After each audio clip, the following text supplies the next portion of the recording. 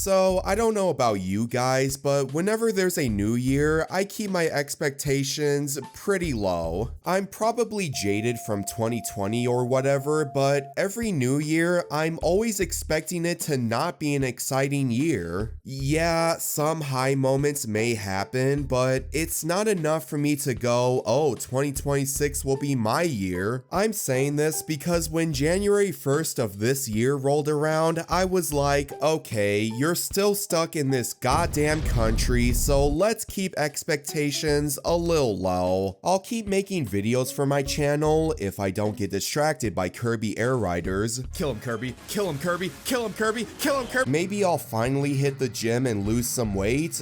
Who knows? Let's just see what happens. I doubt anything exciting will happen though. So, you can imagine how I felt when January 2nd rolled around and I received news that the Gman virus was found. Okay, so if you don't know, the Gman virus was a virus from 2009 where if you got infected by it, you would be jump scared by the face of Gman and brought to a shock website. If you want to learn more, look it up yourself. I am not repeating myself for the 6th time. However, for the longest time, no one could find the original virus anywhere, or even any videos of it. All we really had was one, maybe 2 videos of Gman's face flashing, but that's it. Nothing. We knew how it operated though, and also the alleged creator, Chris Aster. Now, Chris Aster for the longest time was someone who was kind of an enigma to me. He was someone who was behind so many exploits on Gmod, from spamming the console to crashing entire servers to infecting players with the Gman virus. He was behind that and more, and people really despised him because of it. Yet nowadays, there isn't much talk about Chris Aster, and not much is really known about him. I thought for sure he disappeared from the internet or something like that. I mean, I wouldn't blame him. Have you seen how rabid Gmod fans are? Because he was gone for so long, the lack of content surrounding the Gman virus made people second guess if it was even real, including me. But it's very much real, and we have AZZA to thank for that, as he managed to get into contact with Chris. If you want to learn more about how AZZA managed to find this virus, I'll leave a link to his video in the description below. I'm intentionally keeping this brief because I don't want to siphon all the views from him, so I highly encourage you to check it out. As you can imagine, yeah, I am so relieved that this search that I started 5 years ago is finally over. Then my relief turned into annoyance when AZZA said this in the video. While Chris Aster may have created the Gman virus, he had nothing to do with the cough virus.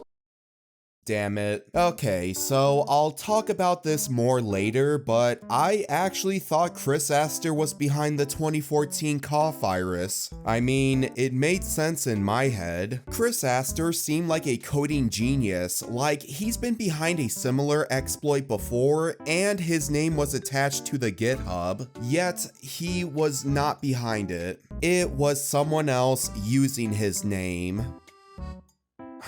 No, that's cool. It's not like I wrote an entire video around him being behind the cough virus or anything. No, it's fine, it's fine. In all seriousness though, it's really annoying that the ending of that video is entirely outdated now, but I can't do anything to fix it unless I remake that video, so yeah. Back to Chris Aster though, I actually tried adding him during the creation of that video, but I fully expected him to not add me, either from him not knowing me or him being gone from the internet, which is why I was surprised when around Christmas time, I found out that Chris Aster added me on Christmas time.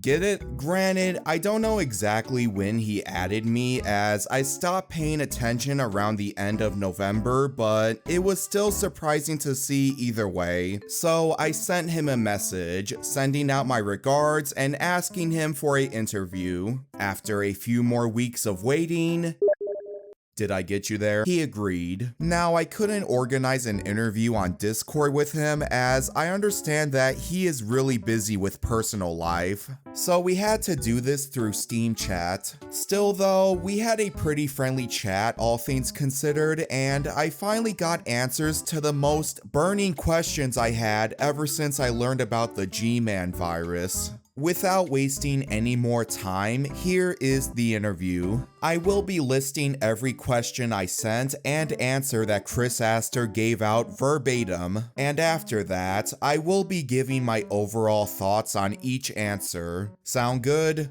Good. Question 1. What were your early years on Garry's Mod like? Quote, I started playing around the release of Gmod 9, initially on Sandbox with friends. However, I quickly got hooked on zombie survival, notably Noxious Net, and switched to that almost exclusively, end quote. First off, good choice in game mode. Second, for someone who would become as infamous as Chris Aster, this is a relatively innocent start.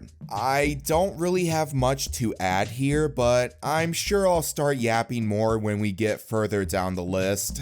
Question 2. From the research I've done, you seem very code savvy. What got you into it? Quote, linked to the above, someone on Noxious Net found a way to cheat death in the game by bypassing the drowning feature that would prevent players from camping underwater. This created chaos when you had one last player standing and nobody understanding how. Intrigued and perhaps envious, I became friends with the person behind it, and they shared their script with me and answered a bunch of questions I had on how it worked. This was my intro to Lua scripting and programming in general, end quote. Honestly, not too surprising that Gmod was Chris's introduction to programming. It makes sense. The game actively encourages you to get creative, whether it's a new model, map, or script. And since Lua code is relatively easy to learn, anyone can just start their coding adventure right here.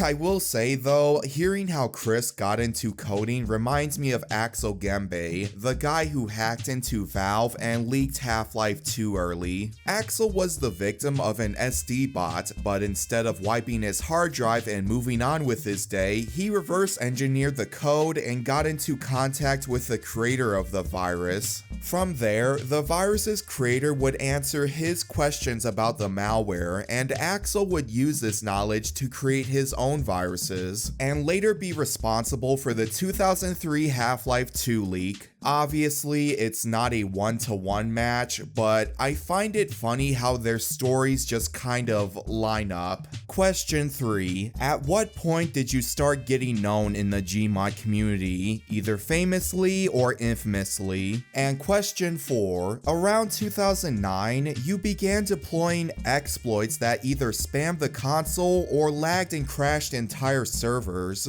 What was the point of these exploits? Were they just for trolling? I'm lumping these two together because they both get answered at the same time, so yeah. Quote, fast forward a year or so, and I was trying to find my own exploits. I think the drowning bypass script mentioned above was fixed fairly quickly, but it did give me a taste of the fun that could be had with such loopholes. The first one I remember is finding a way to rebind player keys if they joined your server. So I set up a server that rebinded all keys to send a message to the chat saying Chris Aster is awesome in all caps. If I recall correctly, a player would join my server, have keys rebinded, leave, then start sending that message to whichever other servers they joined afterwards until they clocked in what was going on and reset key bindings. For better or worse, this got my name quite a lot of exposure, which I suppose was the goal at the time to continue causing what I saw as harmless chaos for my own fun, end quote.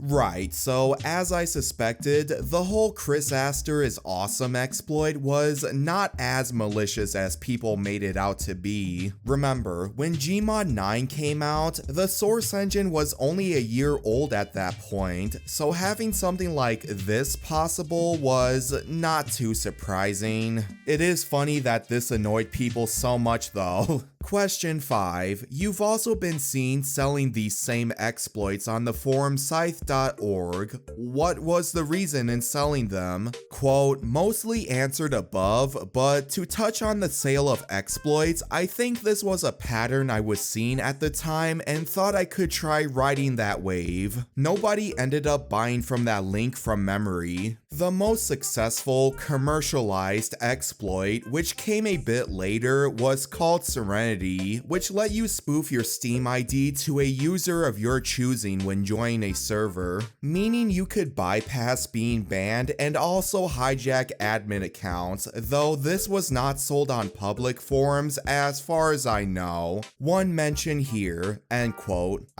Chasing the bag, we've all been there. And I'm still kind of there. Please like this video, guys. Anyways, yeah, spoofing your Steam ID back then was actually fairly common thanks to Serenity. Heck, people often floated around the idea that Chris Aster himself was impersonated or whatever, which...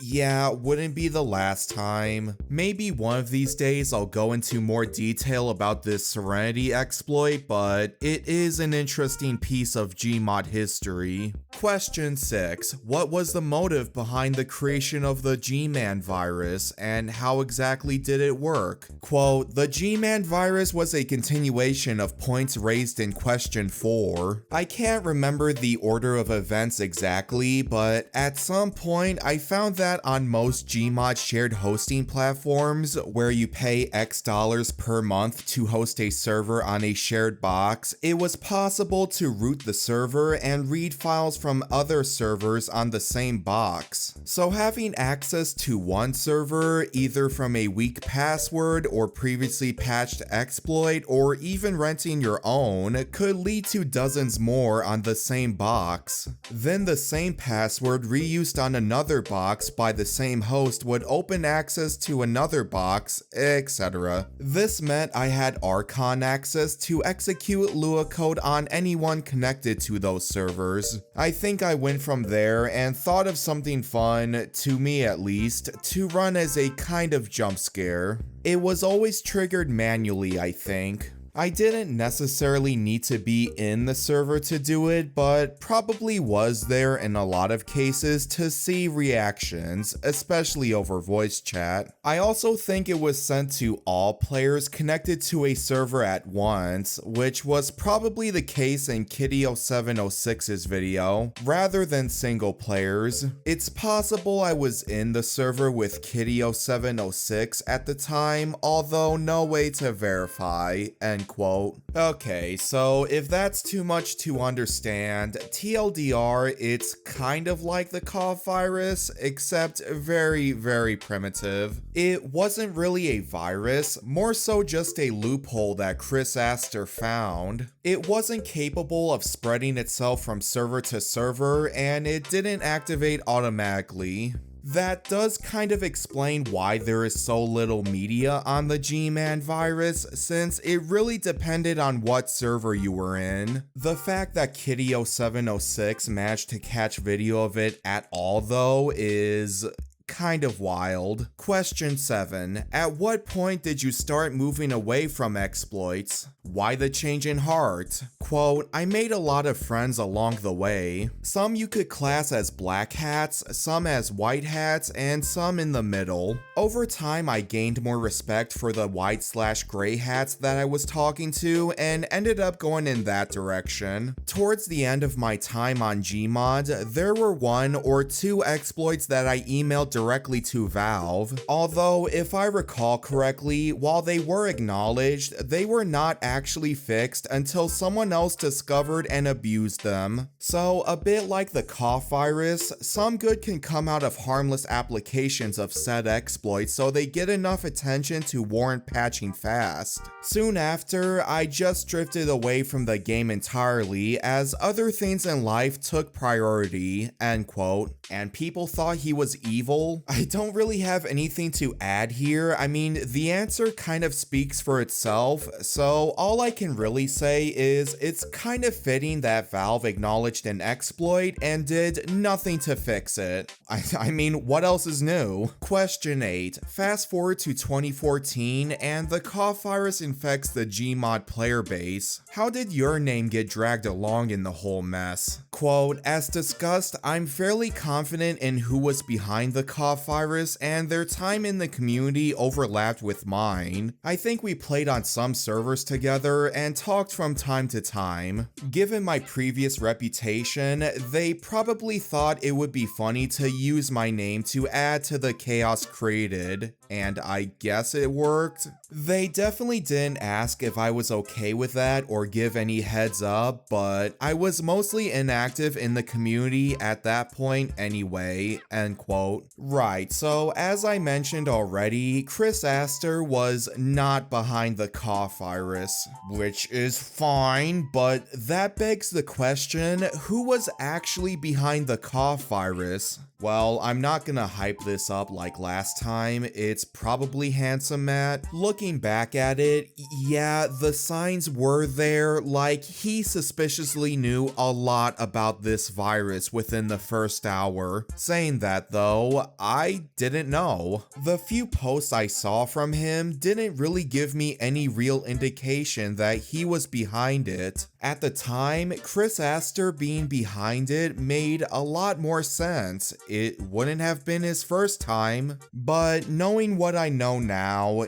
yeah, it wasn't him. Also, if you want proof that Matt was behind it, his Dropbox ID was linked in both the GitHub page and in a separate thread on a separate website, so yeah. Handsome Matt, you got me. I look like an idiot now. Also, here's a funny side note. Handsome Matt works at Facepunch now. Question 9. Did any of these exploits ever get you in trouble in real life? Quote, no, but I did meet someone a couple years younger in my school by chance who had been infected by one of said exploits. They overheard a conversation I was having with friends about it in the computer room, came up to us and asked me, are you Chris Aster? Which gave us a good laugh, end quote. Surprisingly tame considering how rabid the Gmod fanbase is, but getting recognized at school is kind of hilarious. I mean, it's not as bad as being recognized as a YouTuber in school.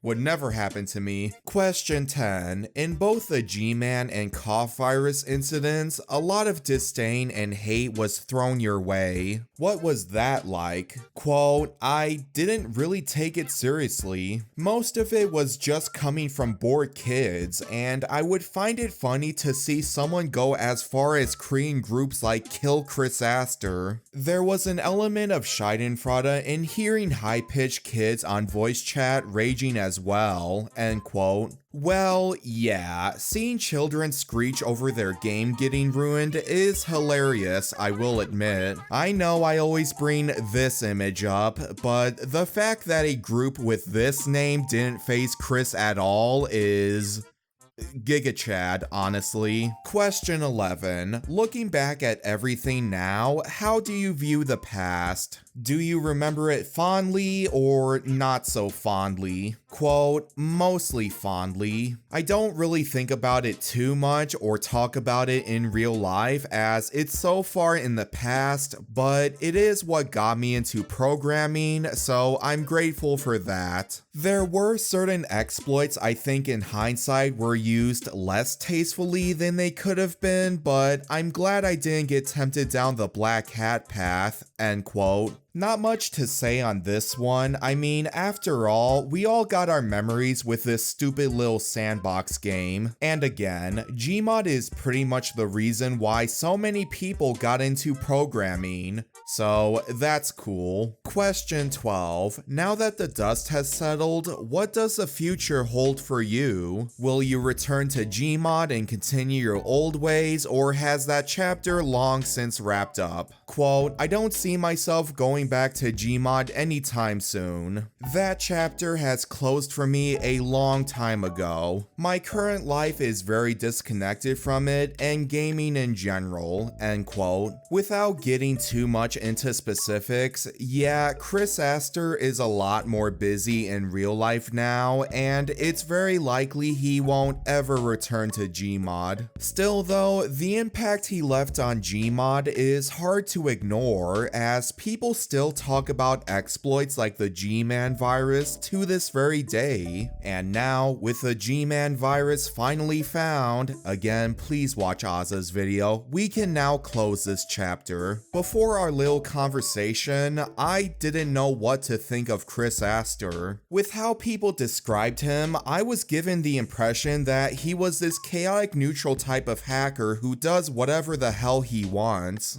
Beyond that, I basically knew nothing. Now, well, I still think he's chaotic neutral, but at least I have way more context now. Now I know he isn't some black hat hacker that ruined Gmod or whatever. He was just some kid who found a vulnerability in Gmod's code and decided to have some fun. If you're thinking, that's it, keep in mind, this all happened around 2009. Gmod was still relatively new, and well, there was not much really happening, so to see something like Gman's face flash on screen was enough to cause quite the stir. And so ends our little Q&A with Gmod's most infamous quote-unquote hacker. I do apologize for taking too long on my next major video. Real life stuff has gotten in the way, but rest assured it is coming out very soon. I hope you all enjoyed this, and Chris Aster, if you're watching this, then